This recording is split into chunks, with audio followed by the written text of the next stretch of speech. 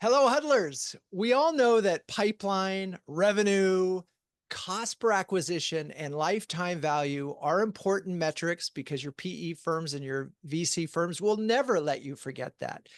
But they're lagging metrics and they don't capture marketing's full impact on the organization or any momentum you might have generated. To solve this challenge, five-time CMO Grant Johnson created a dashboard that captures the bigger story, and he's used it in his last two positions. And today we're going to actually walk through it. It's kind of a big premiere, at least as far as this show goes. And so I'm excited to share it with you. And for those of you who are not watching this on YouTube, but are listening via podcast, we'll do our best to explain the charts that Grant is going to share. All right, Grant, hello. How are you and where are you? I'm doing great, Drew. Thanks for having me. I'm in sunny Southern California in San Clemente. I know it well, and I can just imagine that sunshine and the tennis courts that go with it. All right. So, just in case, and we love to do this on this show in with the bonus huddles, in case our audience has to leave early or we need to persuade them to stick around, can you offer three things that many marketers get wrong when it comes to metrics, tracking, and dashboards? The first thing is they track far too many. And we've heard the terms vanity metrics, metrics only that matter to marketing. The second thing, and I think it's probably the most important thing, is they don't get agreement on which metrics that the CEO, the CRO, the CFO, the C-suite care about, or the board of investors. And they get hung up on other metrics that they think are important or maybe show great momentum nobody cares about. And really the third thing is to have set a baseline. And wherever you start your journey as a CMO, as you know, several times, at least 3 times over 3 years, I'm proud to say, um, is you're dealt a deck of cards, you're dealt a hand, right? And that's what you've inherited. So you better document where two core code member improves or many things. Those are the one, two, three. If you don't listen to the rest of the podcast, although I hope you do. Okay, so I want to go through those one at a time, and this is really tricky. Maybe I'm going to start with the second one first, just because I know we want to get agreement on the metrics, and I know that there's no problem. Nobody's going to argue with you about CAC and lifetime value and pipeline and revenue, and that's all they want to talk about. But the whole purpose of this dashboard is to broaden the lens and say there's more that you can care about. So walk this fine line, because look, they don't understand necessarily, because they have no training in marketing, why these things matter and why you can't just spend a dollar and get a dollar output. So walk us through this, getting agreements on a metrics, but getting it a little bit broader aperture, if you will, than just revenue and CAC. Right, and it takes a long time in many cases to get understanding and agreement on why these other metrics matter as well. So let's start, and we're going to go through the market performance index, but Sure. we'll start from left to right with market presence. And market presence is really about being there, being found when prospects are searching, looking for alternative solutions, loosening the status quo, something new. And so it measures each of the three areas, market presence, brand strength, and pipeline health, which, as you say, many execs only care about the third one. Each of these has basically two performance indicators and four metrics each, so 24 total metrics. So if you think about, reach, your media, your social media, your site visitors, if you're getting less than your competitors, and all these are in the context of your competitive set, your competitive dynamics, that's less likely a customer is going to find you. It don't even have an opportunity for a BDR sales to present why they should care, what your value prop is, why you should be in the running. So that's, market presence. Then brand strength measures both the engagement with customers and prospects and the loyalty. And almost every company, and I've mostly been with B2B SaaS companies, you have to land and then you have to expand. You have to grow those customers. And if they're not engaged with you, if they're not looking at your customer communications, your website, your product announcements, they're not loyal to your brand. They won't defend you when somebody tries to undermine you, then you're going to lose share of wallet. So that's why these two, they all work together so that when you create $1 of pipeline, you have a better chance to convert it to closed won revenue. People forget that not all things are created equal. Not everybody's perceived for the same competitive, stature. And so if you've got market presence going well and brand strength going well, your pipeline's going to be more productive. So I know that, and you know that, and you've seen this, but I'm going to push a little back on a little thing. You've described almost an educational progression where it's a, hey, if they haven't heard of you, you're not going to get on the list. If you don't have strong customer relationships and brand strength, you're not going to stay on the list. And then eventually we can talk about, revenue and pipeline. We know we're going to have those, but those first two, those are the parts that I feel like often get lost in the conversation. Oh, you're just talking marketing speak now. Help us get to, how did you sell this in to a CEO who's, look, their board is always going to say to them, more revenue, more revenue, more revenue, more customers, more customers, more customers. Well, there's a couple ways. First of all, there are certain CEOs that have a more general manager, maybe less of a technologist or less of a financial, biased, have more sort of a general view, and they understand that customers, whether B2B or B2C, they're influenced by intangibles and their perceptions, not just by, something that's purely, functional and concrete. And so I was fortunate in my, journey as a CMO to have the CEO, and we'll discuss it today, of Emburse over 3 years, Eric Friedrichsen, understand that marketing is an equation, and it's comprehensive, and market ultimately touches all aspects on the buyer's journey. They may not be the lead source or the origination of the opportunity, but they're going to touch it. And so he and I agreed that I would measure 24 various metrics across these 3 areas. And so we could look at if, something went up and something went down. On the whole, it went up, it was good. Sometimes they're all moving in one direction in a positive way. Sometimes you have market disruption. And so I still think that it's very unlikely, if you raise your hand if you're one of those super fortunate folks. I think you blogged on this recently, Drew, right? And you're allowed to do everything and not question on anything. But he understood it. I gave him an objective quarterly report on how we were doing. And so we had an ongoing dialogue, but almost always you're going to have to do some level of education. And if you set the baseline, you can show like, hey, these 2 numbers went up, and see how we got more efficient in pipeline. Oh, okay. And there's no substitute for just showing the numbers, because that's the language of business that everybody understands.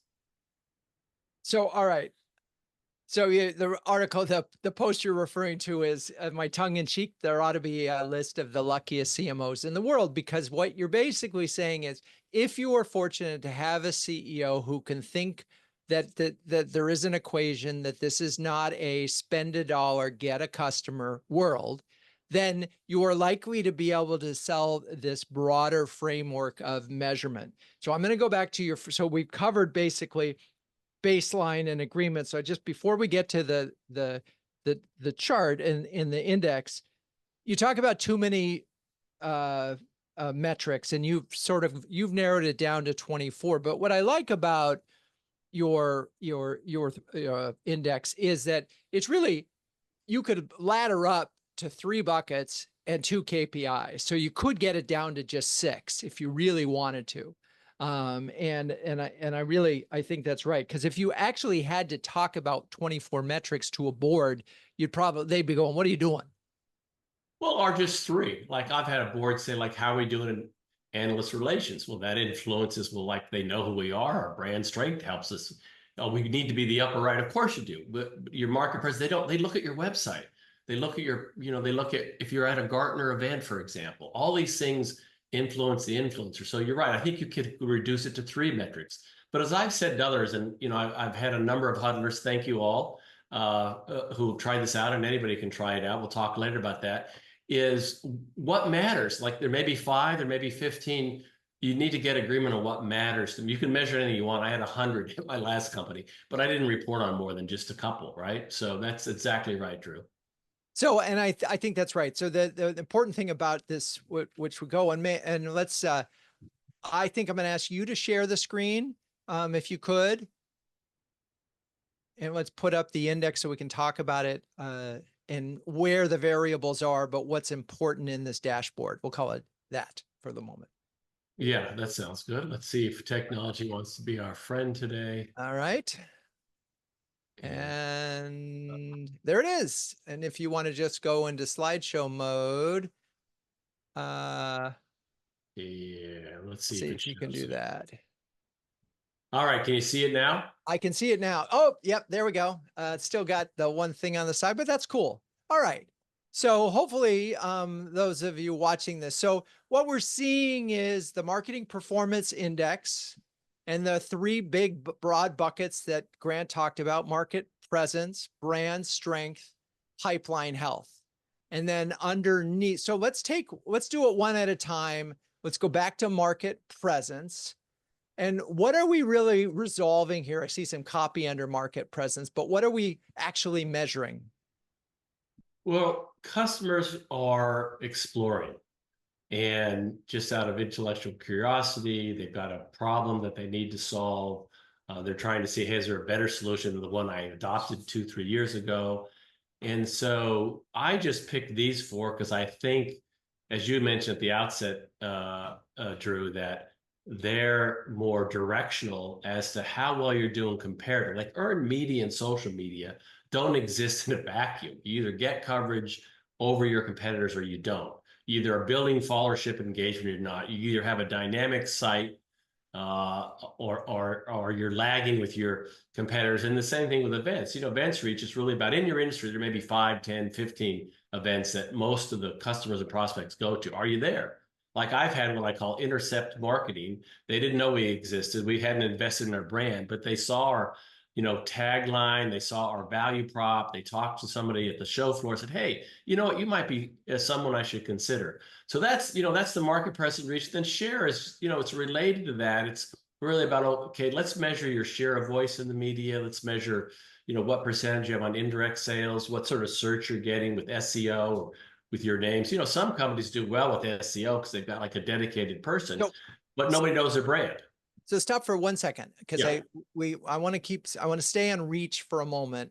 Sure. One, I just want to answer a quick question. What do you mean by events reach? And what I mean is, you pick, again, there's a definition for all these. I'll share that later. But you pick the events that you think are most influential in your industry, whatever, vertical or verticals you serve, or, whatever type of industry. Customers will go to those events. And so you want to be present when they're exploring new solutions, or they're trying to decide if they should stay with existing solutions. So that's what I mean by reach. And it's basically a simple metric of, are you increasing your reach by 10% a year, by 20% a year, 30% a year? And you get points based on your increase of your presence. I got it. So we baseline, say 2023, and we say we went to 5 events, right? And we're just going to ladder that up to 100, and then so next year we go to 6 events, and now we're at 10% over what we were the year before. Is that sort of how you get to some kind of index per quarter? Yeah, exactly. And as I've talked to a number of huddlers, Drew, I found like, hey, if you don't measure one of these 24 or 3 of the 24, what do you measure that matters to your business, that matters to the C-suite, that matters to your investors, right? And the things that they're talking about. So you can substitute anything, but if you're going to substitute events reach, it ought to be something that talks about where customers can find you. It could be a review site. You could put that in there if you wanted to. And so what's interesting with this is, because you could also try to measure event like absolute reach, like how many people went to the trade show, or how many people actually came to your booth, right, and signed in. Yeah. which, may or may not be an accurate measure. Some people would be there with a clicker or something, but one way or another, the point is it's more about the trend than it is the absolute in almost all of these, right? So even if we looked Right. at earned media, Exactly. which is the amount of press coverage that you get, you could look at it if you wanted to, you could look at it on impressions, total impressions gained, or Yeah. you could do it on a just stories written basis. But either way, you're looking for an upward or downward trend, and you're going to index with your baseline, right? That's exactly right. And since this is a bonus huddle, I'm an author of bonus that I figured out the absolute equation for events. And, because events, especially physical events, we've all returned to those are costly, is you want to measure not just increase, you want to measure coverage and composition. And what I mean by that is we all have certain segments we sell to. And so are there more people from those segments, small, medium, large, healthcare, financial services, government going to the event or not? And composition is, what are your personas? What are the decision makers? What are their titles? So you got a bunch of low-level tire kickers, to use a phrase. You could increase by 10%, but you're not getting decision makers. So you can always get more sophisticated. It's an overall growth metric, but with events, you can take it in next level deeper to make sure you're getting the right people, going to your booth and having good, productive conversations. So one of my favorite expressions when we covered events for a whole month in CMO huddles was revenue in the room. And where we talked about that, and that's really where the sales guys have to book meetings as a result around that. And you could look at it and you could say revenue in the room could Exactly. be another way of looking at it. And you baseline that. Well, in Q4, the revenue of the room at these trade shows were X. And then at a year later, it was Y. Did it go up? Did it go down? Did it go sideways? Because this is as much about forward progress as it is about the absolute. And if you get stuck in the absolute, you're going to hurt yourself in this thing. So, what's really hard though with earned media, and I think some folks will take is look, one article exposure in the Wall Street Journal could be worth 1,000 in a little trade pub, or vice versa. Sometimes that trade pub could just be the one. So it's a hard. Some of these are trickier than others, right? Yeah, exactly right. And that's why you can put weighting on these, right? You can Right. have, scores and weighting factors. You just have to figure out, again, to the baseline that matters to your business and go from there. Okay. So we've done reach. Now we're talking about share, and I'm just gonna. There's 4 segments under share: share of voice, indirect sales. So let's stop with share of voice.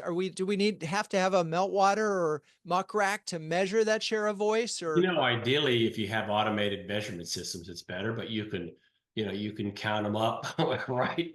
You can certainly, based on your, search mechanisms, and you can just compare that way. But yeah, it'd be better to have one of those services. That way, you're presenting objective, accurate, comprehensive data. but we are talking about essentially digitally tracked impressions, right? For Right. share of voice. Right. And Okay. again, you could get qualitative. What's the value of a feature versus a mention versus somebody actually using your value prop? Right. On message, that's even more valuable. But it's a raw measure as share of voice as a way to start. And Okay. most companies that I've been at, you try to increase that share little by little. Right. And what's funny about that one is if we did it based on just we index it, you could have a really low share of voice and you're making progress, but you still have a really low share of voice. That's right. And so it would be nice to see that in that particular case, if you have a low share of voice because you're underspending every one of your, it would be nice to be able to have that show up. Okay, then we have indirect sales percentage. What do you mean by that? What I mean is how much of your sales are from partners, resale, referral partners. It's not required. There are many companies that get to $1 billion and beyond that are all direct. But in my experience, 20 years of doing this, if you've got these channels, these OEMs, partners or referral partners, they're going to be telling your story. They're going to bring leads. They're going to reinforce your position as the vendor of choice in a competitive, battle. And so it's an indicator of your presence because other people know you exist, that maybe they're part of your ecosystem. And I just think it helps you. Where I've seen companies grow indirect sales, they've generally grown revenue. If you think about the levers of the business, there's product, there's channel, there's geography, things like that, share of wallet. And this is one of those that really, if you can build, which I've been fortunate, good indirect systems, they're going to be part of making your number will come through channels. So, but in that, when you say indirect sales as a percent of total, right? So what's interesting there is you could have that number go up, right? Because everything else is down.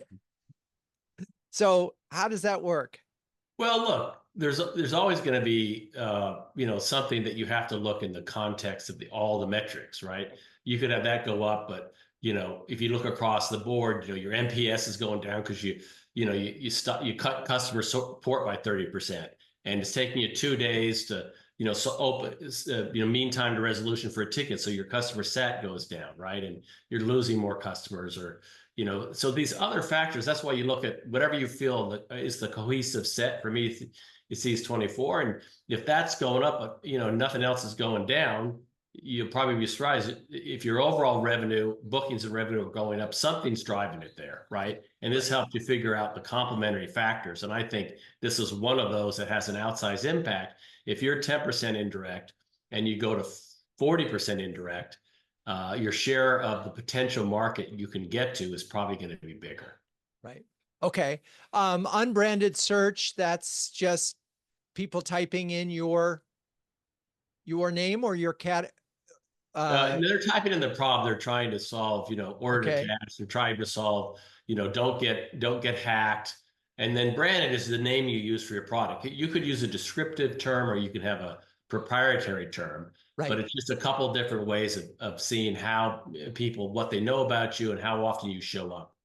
So, but with I get with branded search, because it's like of the total times people are searching, how many times are they actually searching by name? And that one, if people are searching by name for you more, clearly your awareness is going up. It is a great thing. I don't quite understand unbranded search, because someone else could be driving the category and saying, hey, we're creating a new category. They're doing a great job with it.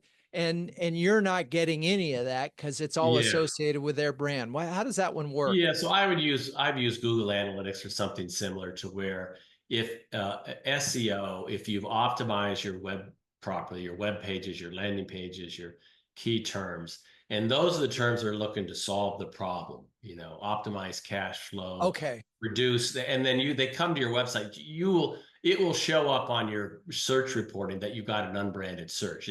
There may be different subterms they use, but you'll know they weren't looking for, Emburse Chrome River, which is, one of the companies where they weren't looking for a Chrome River travel and expense solution. They were looking to lower my travel and expense costs. Right.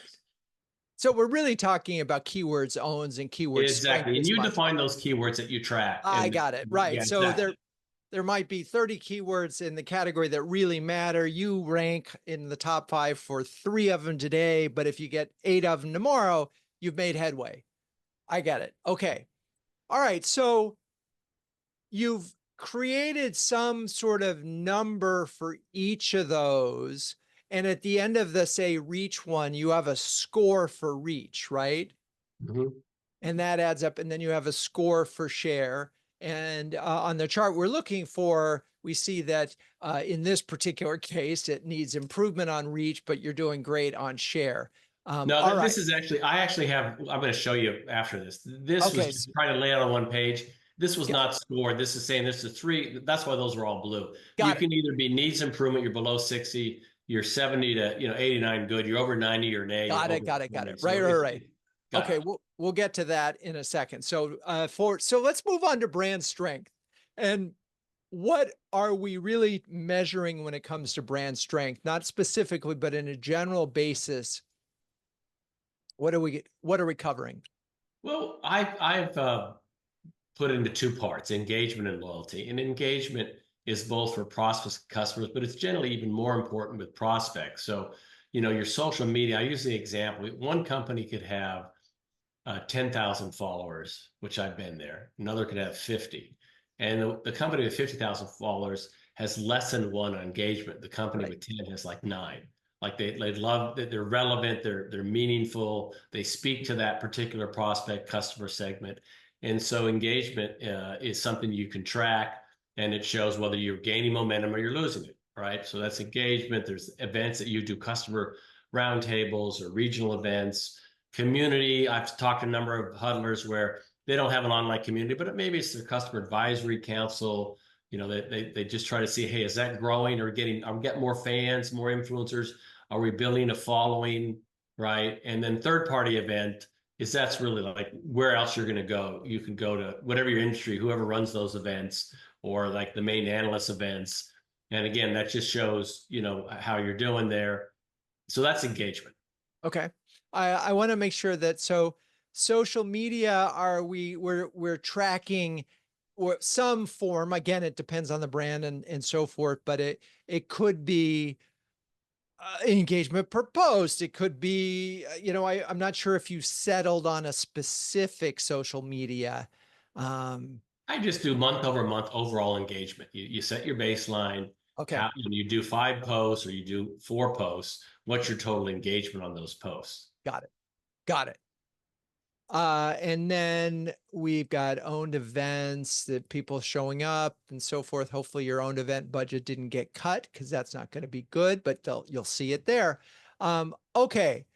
Community, what I love about that, it just reminds everybody, you probably should be thinking about that. I mean, you just could be looking at it as user conference. You could be talking about customer events, something where you're bringing your customers together. And then third party events. How do we distinguish between third party event and events reach? It's not owned, right? So the events reach is the total number of events as a percentage that you're in.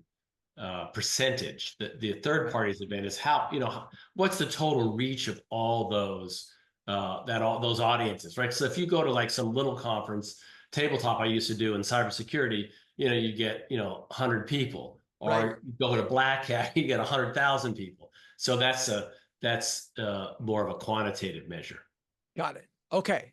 All right. Let's now go through loyalty and the 4 measures that you have there.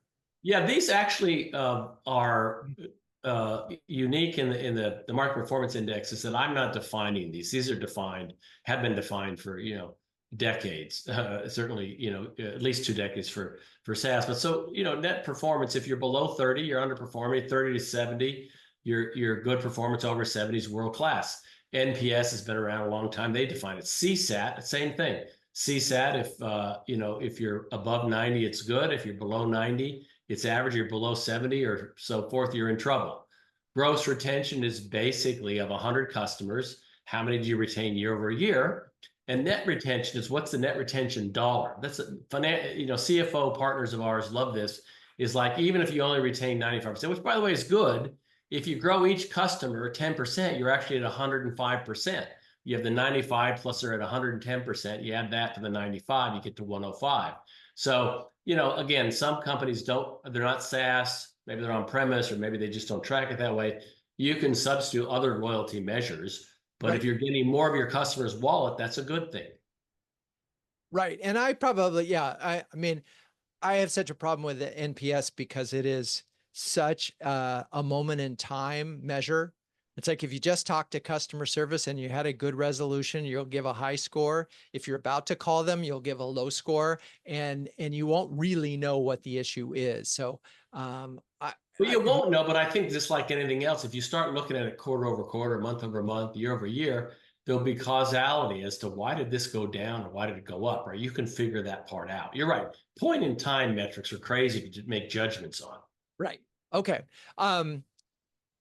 Then we get to, okay, so that's loyalty. And again, I think you may find that customer satisfaction is a better measure for you than Net Promoter, in which case you can find another one in there to help you assess loyalty. But I like the distinction between gross retention as a percent of customers and net retention as a revenue scenario. Because if you keep all your big clients and you grow them, life is pretty good, even if you lost some of the smaller ones. Yeah, So most of us in our SaaS, experience have, at risk, and we're not putting the, $1,000 a month customer. We're putting the 10 or $100,000 a month customer that's going to make a right, difference in the business, right? Exactly. right. Uh, okay, so now let's talk about pipeline health. Yeah, for me, pipeline health, this is probably where I have 100 metrics or, dozens for a lot of people. And I just picked four that I've seen. Like if these are going in the right direction, if you're growing the number of top of funnel leads, you may not be efficient at converting them, right? You may need to score them better. Conversion is basically if somebody comes to your website and gives you their name. They could be, they're allowed to contact me, or they want to contact sales, or they want to download gated content.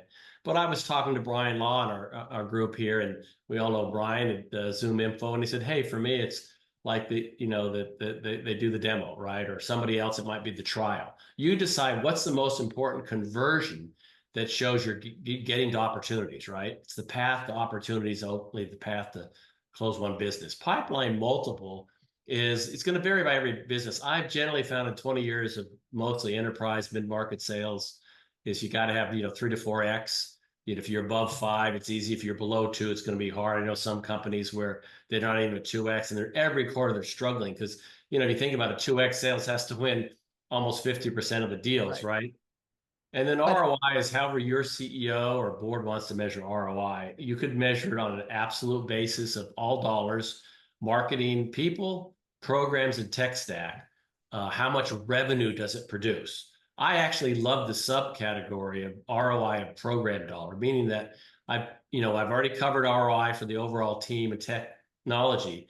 If you give me another $100,000, how much revenue can I produce? And if I can produce 400,000 close one business, I've had CEOs and boards tell me just ask for the next 100,000 once you've proven it. So the first time is going to be hard to do the business case, but if you can prove it and you can show how you did it, then ROI can be a difference maker. yeah, uh, and yeah, it's such a tricky one. And I believe you have to work with your CFO to get that number believable, right? Because they've got to fully load it and decide what costs go in. And I also imagine it's really hard from a time frame standpoint. If you have a long 18-month sales cycle, that gets tricky. But before we go to that, because I want to come back to leads for a second, it's funny, we've sort of all over the course of the last 2 years said poo-pooed leads, because leads, you can't eat leads, as as the folks might say. And they're not really anything until they actually become an opportunity, right? Because there's Yeah.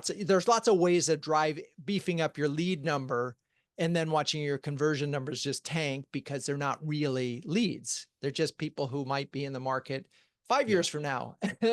So why did you keep leads in here? Well, I mean, the reason I kept it is, look, I've managed BDRs, a lot of us have many times. You got to have context, and you have to have calls, and you have to have conversations, and eventually you convert them to somebody who wants to talk to sales. You still really haven't converted them, right? But just using those 4 C's. And I think if you want to get precise, use MQA, or whatever other terms you want to use. If you do, ABM, account-based marketing. And like that, it's got to score 100. It's got to be somebody who's a decision maker in your, personas.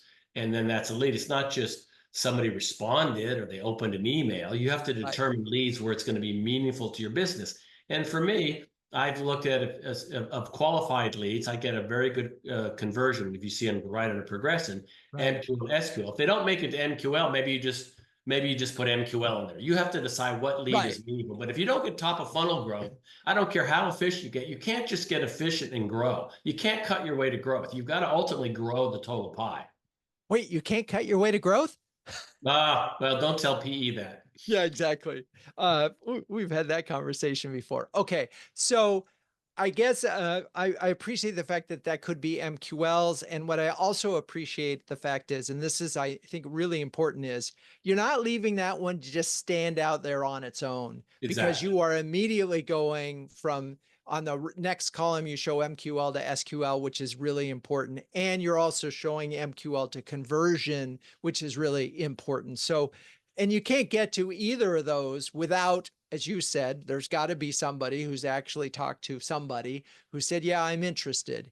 And these days marketing should be really, really good at qualifying what looks like an opportunity. Okay, so we're going to call it, I can't use leads. I've just too many times at people. So we'll call it marketing qualified leads.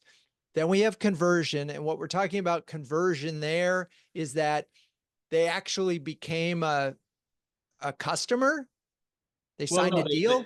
they gave somebody who gave you permission, quid pro quo. You gave them content Uh-huh. to follow up with you. They're added to your database. They want to talk to, maybe you've got a conversational agent and they want to have a conversation with a BDR, STR. And so they're willing to engage. So they've said, yeah, it's like they'll talk, they want to see the demos plus or talk to a salesperson. Yeah, Whatever exactly. you decide conversion is, but it's Exactly. not, they've signed a contract. No, no, Okay, so that's we're under on the far right column, closed or one business. got it. Right. Okay. And then we have pipeline multiple, which is essentially another way of saying coverage for salespeople. Yeah, Right. exactly. And it gets really tough when you got multiple sales teams that like every sales team needs 3 to 4x. It's hard to uniformly, create pipeline. There's ways you can do with ABM to kind of get close to that, but enterprise sales are going to tend to take longer. They're going to need more multiples and more transactional SMB businesses. Maybe you have an e-commerce site, they can make the decision on the web. You probably need a lower multiple. It's the multiple of your bookings target. If your bookings Right. is 10 million per quarter, you need a 3x, you need 30 million in pipeline, and that could be realized within a given quarter. Okay. And then ROI, we've already talked about, again, working with your CFO to define what that is. Okay. And then progression, we've got MQL to SQL. So you turned over a bunch of marketing qualified leads to sales, and they said, nah, these are no good. uh, Yeah, that does happen. it does happen, but still we're looking at that ratio, right? And we're Yeah. tracking that ratio. And ideally that ratio is getting better, not getting worse. Yeah. Okay. Then we have SQL to I'm gonna sales qualified one, or sort of that's they Sales put qualified opportunity. MQL, some okay. call it sales accepted lead. I call it sales qualified lead, like All because the right. BDR touches it. But again, you may only have 2 stages, you have 3 stages, Got but it. it's all the funnel. You need to show Right. progression, Right. in velocity. And so you need to look at how these things are, going, and you can look at them by team, by Right. geography, by product line. Okay. And then close rate, we're talking about, we now have sales qualified opportunities. How many of those did they close? Yeah, and that's when they first enter the pipeline. So let's say you have a 5-stage sales process. Stage one, sales is a qualified lead, SQO. And so how many actually get to close one contracted business? Right. Okay. And we want that number to get better, not get worse. Well, right. Okay. You did a survey recently, Drew, you blogged it, and I was a little concerned to read as well because I have not experienced quite that. The average is like 17%. Let's say it's even 20%. You got to have a 5x multiple, right, to make the number. So you got to really watch that one closely. And you have to figure out, like I do win-loss analysis. Was it price? Was it, engagement? Was it features? Was it just we're making slow decisions because of the economy? You understand why it's changing. Right. So and so your last one is win rate. What's the difference between The close reason I rate? picked that, again, you could substitute close rate for something else. I picked win because what I found is in looking at a lot of win-loss analysis over the years is you generally have certain head-to-head that, you've got to win against your top two competitors. And let's say you're winning against a bunch of upstarts and other people that aren't proven, and you're celebrating probably too soon, but you're losing somebody else's gaining market momentum. So it's a sub of close rate. It's a Okay. subset. And it's when I track head to head against competitor A, competitor B, my fiercest competitors, those are the ones I want to beat. So that's why I like to look at it, and sales likes to look at it. And it helps. Hey, I remember when I was acquired at one company, says, we were beating IBM 50% of the time they bought us. That was FileNet, by the way, and it was true. So that's why win rate is key. Okay. All right. Let's go to the next slide and look at this in with numbers or with the color coding? Just real Let's look quick. at a score. Yeah, first I want to say Yeah. thank you, Drew, and thank everyone listening, participating. I know it's a lot to get through. We're now going to do the speed drill. It's really easy to do. It takes about 30 minutes. I can just walk you through it, and it'll produce a score like this one. And so let's go through the scores. I'm not going to go the individual scores, but it's color code to make it a little bit easier. So, this happens to be a company that was doing fine in reach, engagement, loyalty, pipeline progression. They're all just, solid, yellow's solid, but it kind of catches your eye because you can improve. But in share, they just really weren't, they didn't have PR. Like they weren't investing in PR, and they just like social media was anemic, and it just means they're kind of losing momentum. And so they it points out like there's a couple areas that they could easily, you don't necessarily have to have a full service agency, right? You can, pay per article, or you can have freelancers, but you got to be in the conversation. So when you do this, you start to see, and I'll go to the next couple, you start to see like there's every company is going to be unique in what they can do, where they have budget resources, human staff resources to pay attention to something. Some things say, hey, I can't deal with that now. This is more important. So that's one score right there. And then some quick diagnosis on what to do. Right. Okay. Next one. So here's a company, and these all companies are, let's say between 25 and 250 million, because I can't name who they are. I always promise anonymity, but I can, it's something that you can certainly see a parallel in. This is a company that was, really good, good in a lot of areas, but in their engagement, oh man, their customers, they always show up to their events. They comment on the post, well-written posts. I took value from it right away, and so forth. And they were like the top score you could get, 100, right? It should have been flashing green. However, the red flash was progression. And if you look at the scores, you can get 10, 15, or 25.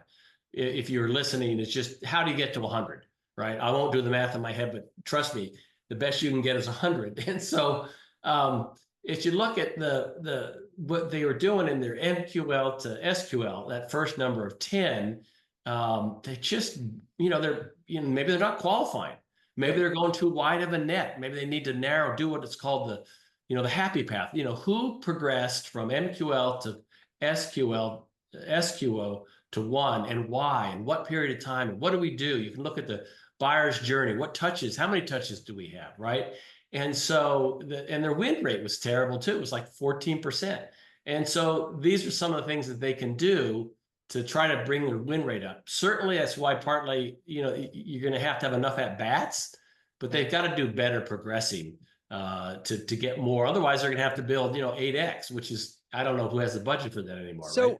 Let me stop you on this one, because in this particular scenario, this is my worst scenario, right? Because this is, hey, you're doing okay with market presence. Hey, you're doing really pretty well with brand strength, but your pipeline is a problem. So why are we even bothering measuring these other two areas when pipeline is a problem and the solutions that to pipeline are qualifying better or something? Because you can't point to these other ones necessarily to fix it.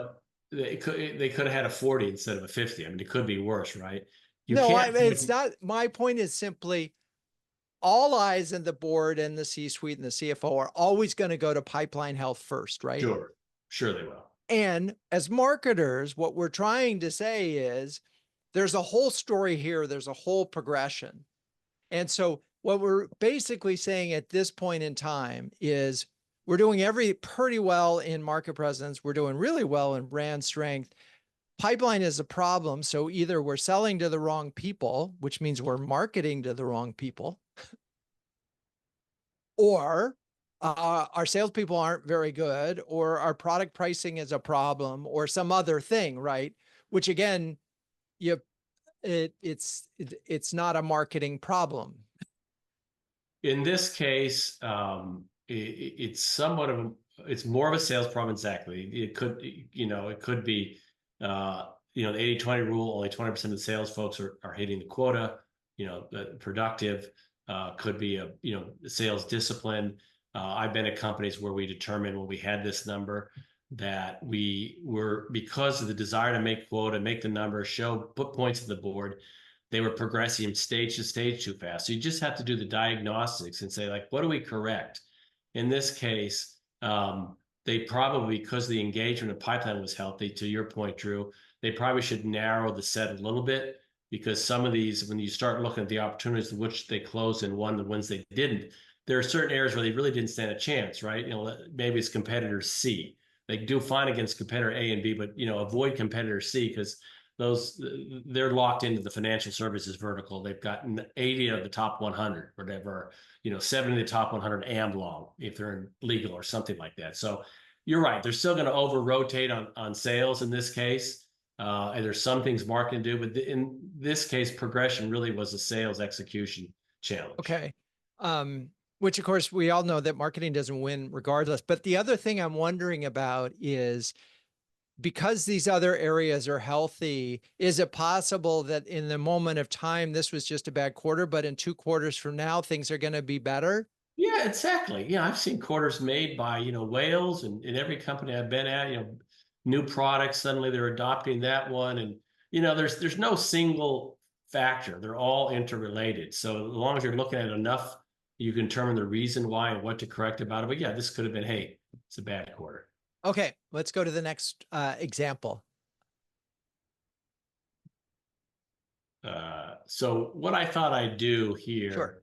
is just jump into a 2-year. And again, it's a bit of an eye chart, but what's instructive, this is what was done when I was at Emburse when I started doing this Q1 of 2020. I looked at it quarter by quarter, and I mentioned that aggregate score is top score is 100. We started at 62 in the first quarter 2020. See the graph on the top, the numbers are right. But I also looked at, hey, what was happening externally? Because you talked about you could have a bad quarter. Well, look, COVID hit 2020, right? And then we put an inbound system in that we got 5% lift there, and we re-platform a website. We were on spaghetti wire and whatever, baling wire and spaghetti code or something.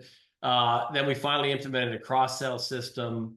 Then there was market pullback and a new product launch. So part of what's good is to try to determine, like, what were the leading causes of improvement, or where you fell short. But what you see is the score's getting better over time. Yeah. And so in theory, there was also business was better over time.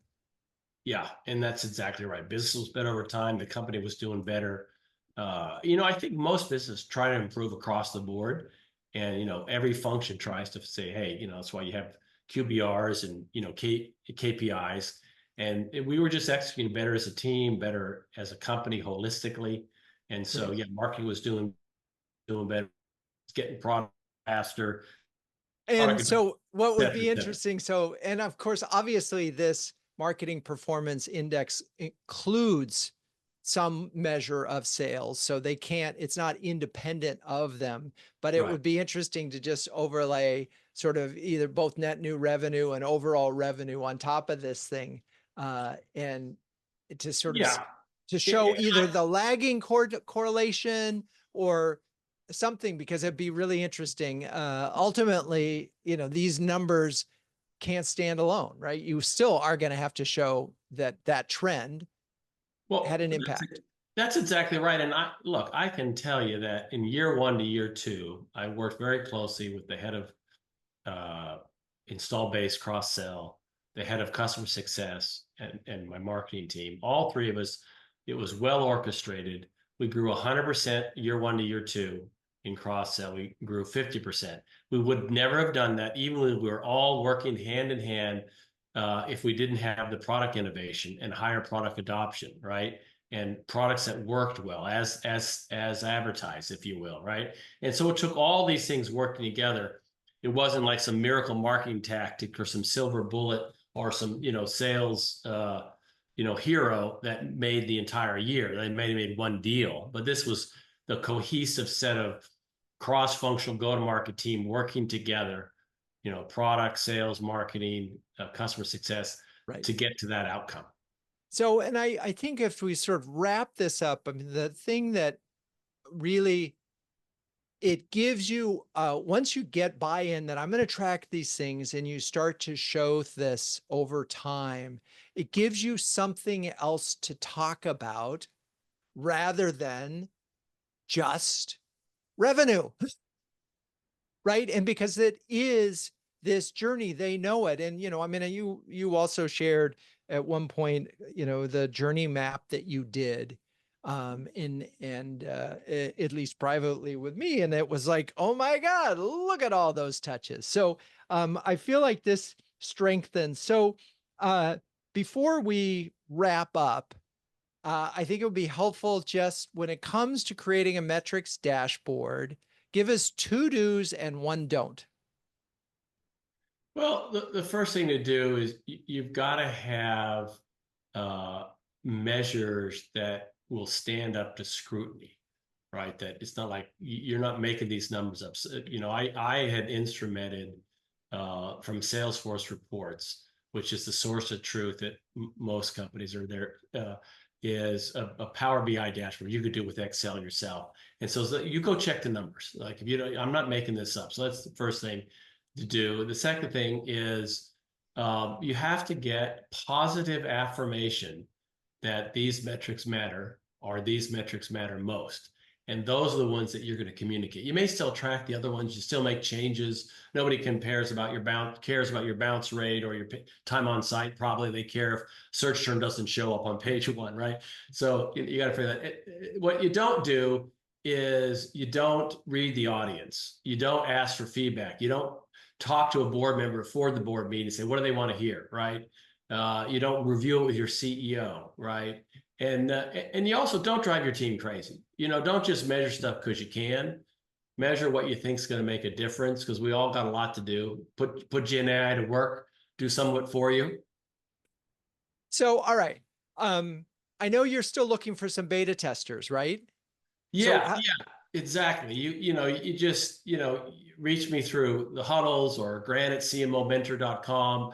And literally, I've done it with a few folks. Can I mention one who was on the call or on earlier, and say Sure. thanks to Jamie Gear, and whoever wants to do it, just book 30 minutes and I'll walk you through how to do it. And then we'll do one more call. It could be 15 minutes, and I'll send you a PDF. I'll send you the Google Sheet, and you can set your own baseline and figure out what your right metrics are. And I just add it to the database. These are all anonymized. And that way I can, if I need to tweak a number to represent best practices over time, I can do it. Awesome. All right. Unless we have any more questions, I want to wrap it up because there are a couple updates I want to give the folks that are here. Thanks, Grant. This was a fantastic huddle. I hope you all enjoyed it. Thank you. Thank you.